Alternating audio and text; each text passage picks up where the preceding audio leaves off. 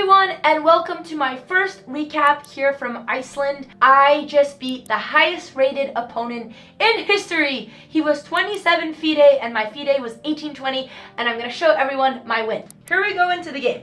So I got the white pieces, which is very good because I have won literally, okay, let me take this back. I have lost every single game with black or one draw in the last tournament that I played in Europe. And my win score with white is very good. So yes, I need to fix my black openings, but I'm gonna show everyone why the Jobava London is the best opening ever. Shout out Alex Benzea, my awesome coach. Okay, hit him with the D4. Here we go. Knight F6. This is just Jobava move order. You start with the knight on C3 because you want to support the E4 pawn in some lines. Then you develop your bishop next. C5, I was expecting him to play something else. Funny enough, I actually got my theory wrong for this game. I'm going to turn off the computer evaluation as well because I often don't agree with the computer, and it's honestly been the secret to me winning a lot of my games because I feel like some of these positions, if you're confident as a human, the eval may be not in your favor, but your opponent's not going to find it, and it's better to just live in your own fantasy. So that's been my 2 cents from this tournament. C5, E3, you defend, A6, and now the correct theory, where I swear I sat for 20 or 30 minutes debating about takes, or A3. A3 was the right move, but we're not gonna worry about that. I ended up taking, wait, computer likes my move. Computer likes my move best. Okay, take back everything I said about computers. And I have a line, the line that I was expecting. We usually go to these type of positions. And now the idea for white, after everyone finishes developing, is you try to push E4 because your opponent went really aggressive in the center trying to trade your center pawn with C5. So then E4 is kind of your only break in the center, and then you can kind of maneuver your pieces. This is the plan that I was hoping for, and that was the reason I took. And I knew I wasn't perfectly following my theory, but I learned that just having a plan, you're going to play a lot more confident, and your opponent most likely didn't study these specific lines and doesn't have as much of a plan, so just having one idea in the game can really go a long way in these tournament games. So that's why I took the pawn. Now my opponent went knight c6, a very normal move. Here, a3 was better. I considered it. I was just afraid he was going to get this pawn push, but I guess I really shouldn't have feared this because now bishop g5. And now that I look at this, I actually now remember seeing this in my chess homework. And yes, this was the correct line. And now you have a really nice idea here. If he takes, you could, oh my goodness. I've totally forgot that this pawn is hanging at the end of the line. Okay, this is what I missed. Yeah, so a3 would have been the better move because you're also eventually threatening b4, which will support your pawn, and then you're just up a pawn because he played a gambit. But as usual, I like to come up with my own stuff on the board, and that's what I did. So I went knight f3. I think here I legitimately also spent 30 minutes calculating exactly what happened in the game. Now I'm very curious to see whether it was good or worse for white. But he played exactly what I was afraid of, which was bishop g4, because black's threat right now, he has 2 threats actually. The bigger threat is pushing this pawn here, because you can't take with the knight because you're pinned, and if you take with the bishop, the knight just takes.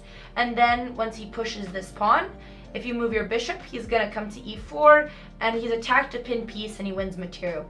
So right away you have to defend against this threat. The second threat that may come later is pushing here with the same issue that you can't take back because you're pinned. And here I calculated this line where I forced the bishop to trade, which is what happened. And now, if he goes d4, I play castle, pinning the pawn to the queen and also putting a lot of pressure on this pawn.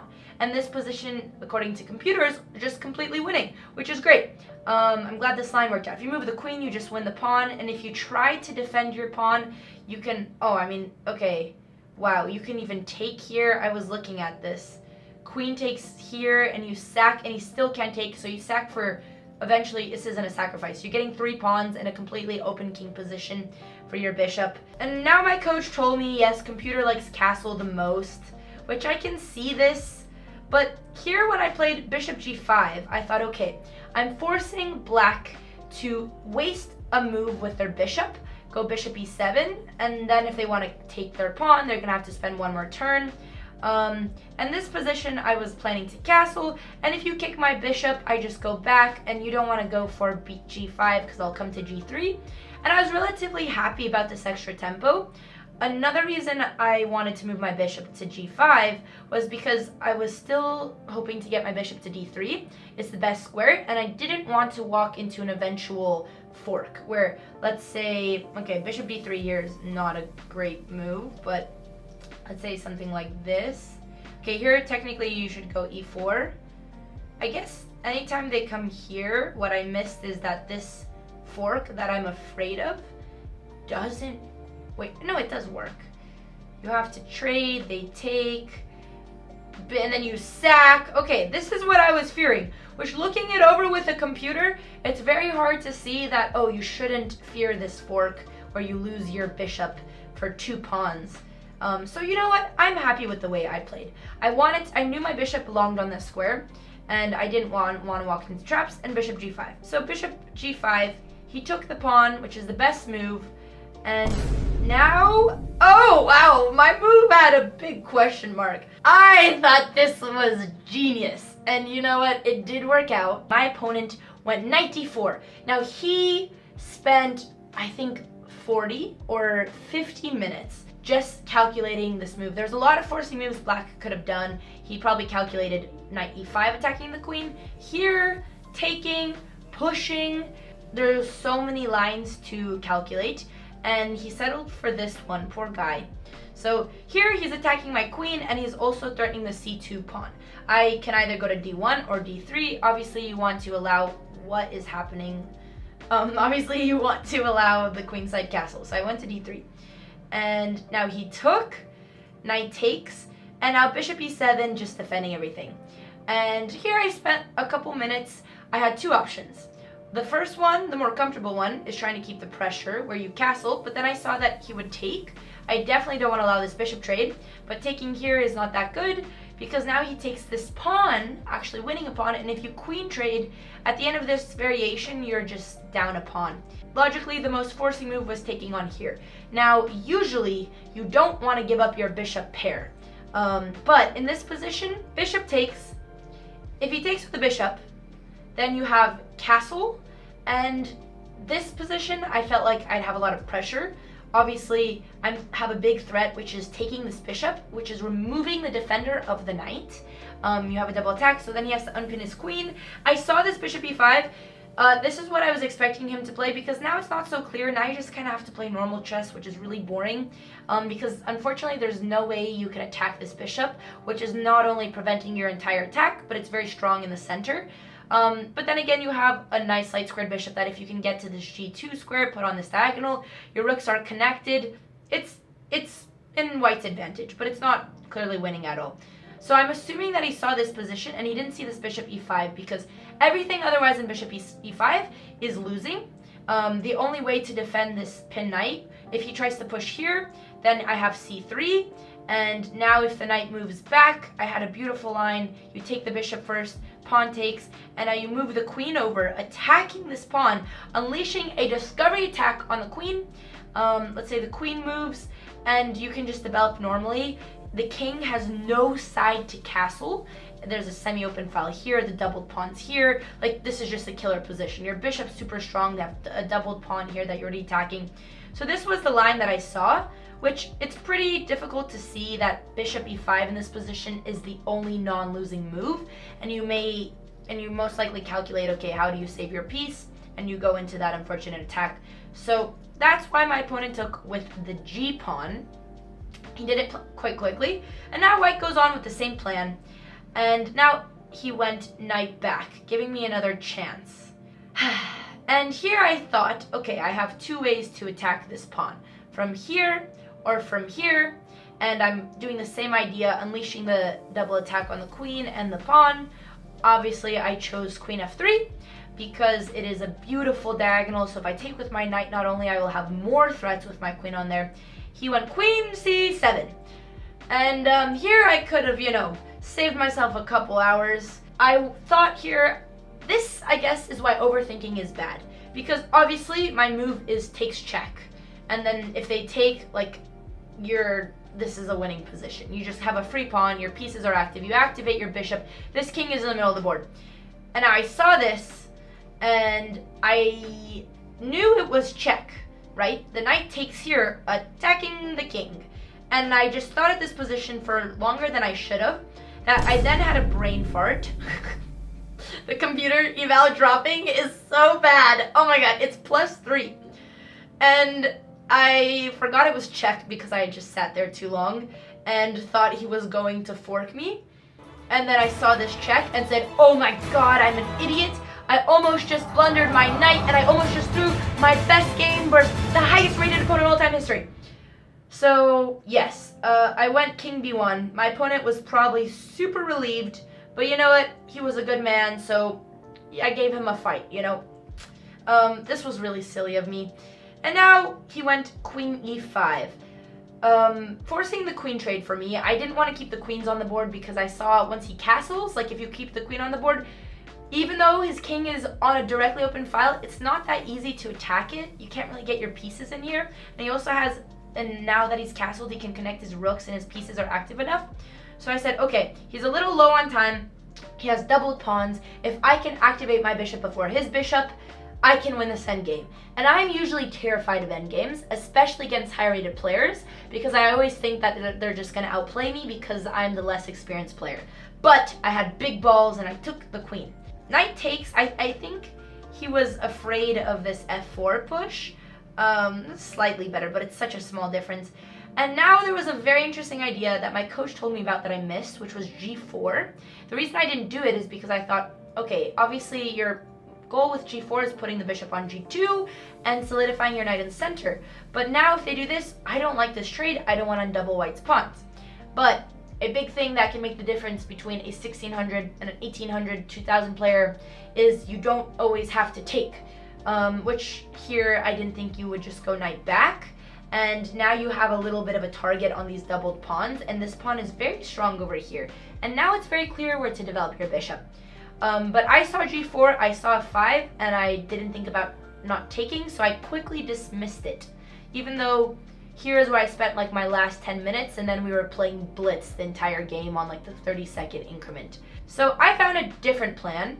Obviously I want to develop my bishop, and I went bishop e2. And I could tell like this wasn't a winning plan, but I wanted to cheese him, which means you kind of just like slowly, like a snake, just slowly squeeze them, giving them no moves to go. And my idea was if I could get this bishop here, also I wanted to kind of be annoying if he tried to push, force the king here. The idea, which this line was definitely still good for black. It was kind of a bluff, and I'm glad he didn't push. But it looks like, you know, white could maybe get the rook in. Obviously right here you need to defend. Knight d6 is interesting. I knew this wouldn't work because he would end up activating his king. So I was actually really stressed if he was going to play correctly, which was like this. And now you're in a position where the rook's just coming and you have no attack because you traded all your pieces. But I probably wasn't going to go for the trade. I would keep the pieces on just to avoid that and hope that, okay, he's going to struggle activating his pieces because his king's kind of out of play. I'm just going to develop my pieces and we have an even game. But I guess he fell for my bluff and he didn't push the f-pawn, which was his best move. The more I look at this, like, wow, I was pretty lucky, but I also saw the best moves for my opponent. So now rook comes here, and I continue with my plan. The computer doesn't like it. Okay, but the best move, I totally forgot black could castle, is castling. I just forgot he could do it at this point, and it looks like my opponent did too. But otherwise, if he can't castle, as black, you're kind of stumped, because you don't want to move your king because you don't want to lose control of this d7 square. Your rook has like nothing to do. So this is when I thought I kind of trapped him. I was like, okay, king has nowhere to go. Pawn can't move, which means my knight is like a rock in the center. If the knight comes here, I hope he does. I'm just going to kick him back, force him to go back. So I was feeling decent about this, and we were both under time pressure. Now he started to crumble. He missed castling, which is a very funny idea. The king f8 is not, I don't know why my mouse is doing this. King f8 isn't as good. It's the second best move, but if he does this, now you have the open file with your rook. So I can see why this was uncomfortable.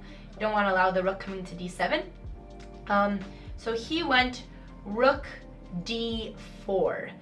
Then I just chose to defend the knight. I could have traded, but I wanted to keep the pressure and I wanted to develop the rest of my pieces. Then I think he just, oh my god, oh, this is so sad. He could have castled here. Instead of going rook, oh my god, he totally forgot he could castle, and so did I. Because it's just like, it's so deep in the endgame and your king is in the middle of the game that you'd think surely by now you already did a regular opening where you could have castled. And we both just completely forgot that castling was a thing. And he went rook f8, which is so less efficient than castling. Oh man, now I feel a little bit bad, but I didn't think about it either. Like when you're sitting there playing chess for 3 hours, you know, you live so many lives, you forget your principles. This is really funny. Now I got a beautiful tempo c3, and now when I could kind of feel my advantage coming, he doesn't want to take the rook because he doesn't want to give me the open file. Pretty much these endgames is just a fight for the open file. And now rook back, and now I had a plan, which I actually did it in the wrong move order, but I'll show you what I was afraid of. I wanted to start with knight d2, threatening this, because I saw here, okay, he had what I was afraid of. What was I afraid of? Yeah, I should have done this move order. I'll show you why mine was bad, but I'm just gonna put like a random move on the board. The plan is that you attack the rook, force him back, and now you can go take this, and you win this pawn. And there was some other interesting move orders where you could even squeeze in another forcing move, but this was the plan that I saw, and I only had like 2-3 minutes on the clock, so I was pretty proud of myself for finding this. And there was a reason I didn't start with the knight. I think I had another brain fart. The reason I didn't start with the knight is because I thought he could go f5, and that against bishop f3, he would go e4. However, there's one reason f5 doesn't work. It's because you're in check. I don't know how many brain farts I had. I forgot my opponent could castle. I forgot check. I guess when you're a 2000 rated player and you've been playing chess for too long, you just literally forget the rules. I've never had this happen, but my stamina for chess isn't the same. I'm slowly building it up. So wow, but all that matters is that you outlast your opponent, which I did.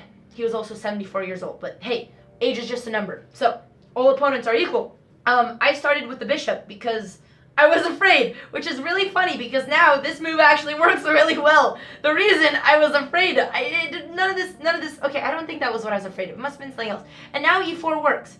So I started with the wrong move order when knight d2 was my initial move. Kind of the common theme I'm learning from my game is often my intuition's the better move, and then I sit there overthinking, and then I make the wrong decision. So I should probably work on that. So now I went bishop back. Very silly. The double question marks. Well, here, if you don't see f5, which I guess he wasn't looking for the forcing moves, this is why you should always look for your most forcing moves. There's no way to defend this because you move your, actually no, I think he just didn't see my threat. Like, yeah, you could just put your rook back. I'm still attacking, like I still have the same threat, but at least you have like f6 defending the pawn. But once your knight gets to c4, you have like your pieces are way more active than your opponent's, and your knight is eyeing this hole. You still got these double pawns. My bishop's finally where he wants to be on the better diagonal, but holy moly, this was a swindle. So he didn't see my threat, which would have been much more forcing if I started with knight d2, but it was a cheeky threat, you know? It's not that obvious. He went king e8 because if he would have castled, all his problems would have been fixed. But he went king e8 because he's trying to bring his king to f7 and he wants to double his rooks. And the poor guy he needs to connect his rooks. It's his one rook and his doubled pawns against the world, and it's unfortunate. And now my beautiful tactic, boom, knight d2. And we're threatening to win this pawn. And now I spent a little too much time here. I wanted to be extra classy and play like this, but it doesn't work because then he just gets f6. If f6 wasn't a thing, then I would have played like this, and then you could take check. He takes, you take, force him to take. If he takes with the king, yeah, he takes with the king. And I was calculating this knight c4. I thought it was really nice, and then I realized, oh, he just pushes f6, and your beautiful variation no one will ever see. So then I went for the more simple and more direct one, which is often the better one. You just take the knight, he takes, you take the pawn, and now we're good. We're a pawn up, but the battle's not over. Now he goes king c7, activating his king. I do the same, and comes in the doubled rook. And here I'm still being extra cautious because my knight is still pinned. I don't want to bring my rook all the way back, so I want to defend properly. And the main threat that I was seeing was if I bring my rook maybe to e2, he's going to get this bishop g5 move, and then I'm stuck defending. So I went g3 so that I could push f4 to prevent the bishop. He was kind of lost, as I would also be in this position. He just pushed his side pawn. Now rook back, I wanted to free my little knight and put this rook on this open file. He went bishop anyways, which was actually a smart move because it forced me to create a potential weakness on the third rank so that maybe the rook comes to d3. I was still really taking my time. Like, this is +3 for white, but in real time, I only had like 30 seconds on the clock. He had like 10 minutes as usual. And I'm only a pawn up, and I'm still scared that, okay, somehow I'm gonna pin myself and lose this and blunder. So I'm still being extra cautious, and I saw this rook d3, and I just wanted to unpin myself, so I went rook g1. Luckily, it doesn't make that much of a difference. He's just shuffling his rooks, and now I'm unpinned. Now we can play chess again. I can move my knight. I eventually have a pawn storm plan. Life is good. I brought my knight trying to threaten one of these two squares. He defends. Then I forced the rook trade. Computer didn't like this. I guess g4 right away is more direct because then you have a passed pawn. But at the end of the day, when you're low on time, it's better to just simplify, especially when you're already up a pawn. So I wanted to force the rook trade, just less calculation. I'm really low on time. He wants to avoid it. Take the rook. I'm very happy to trade. Thank you very much. And now, my move, the computer move, is 3.69 and the second one's 3.46. So small difference, but I was proud of myself because here the more obvious way of defending is you push the pawn, but I didn't want to put my pawns on dark squares, especially with the dark squared bishop. And I know I could probably get this g4 in later, but I feel like I played a very sophisticated move, and computer also says best move rook h1 because then you don't, pawn structure is forever. Rook moves, you're just going to fix it in the next move. And now I can go g4, kicking away this rook, and then hopefully go h4, g5, and you're pushing the right way. So I was really proud of this move with low time on the clock. And now the knight comes to the center, attacking the pawns. He only has one defending move, f6. f6, attacking the knight, and now my plan worked perfectly. Knight coming to f7, forking the bishop and the pawn. He only has one move to push. And now, instead of taking the bishop right away, you want to put even more pressure because black cannot defend. So you attack his second weak pawn right here. And the rook can't come to defend because your knight's holding. And if the king comes to d7, then you just take the bishop, voila, and then you take the pawn. And then you're up 2 pawns. Yay. So here, he went push, and I got a talking to for this one. I took with a knight, and then he resigned, which is plus 5.27, but my coach told me you should have traded rooks. Apparently, knights work well with the queen and bishops work well with the rook, so you should have traded the rooks, but come on, potatoes, bananas, whatever. This was winning anyways with knight takes. I wanted to keep the rook on because I just thought I could be more tricky taking all of his pawns, but he was a very respectful gentleman, and even though I took with the incorrect piece, is still winning. He resigned. You're up 2 pawns in an endgame. I'm just going to collect your pawns and push. And that was my win versus a 2070 rated FIDE. There was a lot of rambling in this game analysis, but truly, I haven't enjoyed competitive chess like this I don't think I've ever had such an experience. I've never played competitive chess in Europe as an adult. Only as a kid when I was just doing it for college. And generally, I feel like I'm learning so much. This is corny, but you know, chess reflects life a lot, and the biggest main of feedback I get from my coaches is to be more patient. So I'm learning about myself and on the board, and I'm hoping if I keep up this performance to qualify for the Canadian Olympiad team so that I can play with my sister and maybe another streamer with Nemo, which would be my first time ever qualifying for the Olympiad, and I've been playing chess since I was 6. Tomorrow, hopefully we keep up the wins, and I will continue doing game recaps for my most brilliant wins. The losses, no one needs to know. Shh. Thanks for watching, and see you guys next time.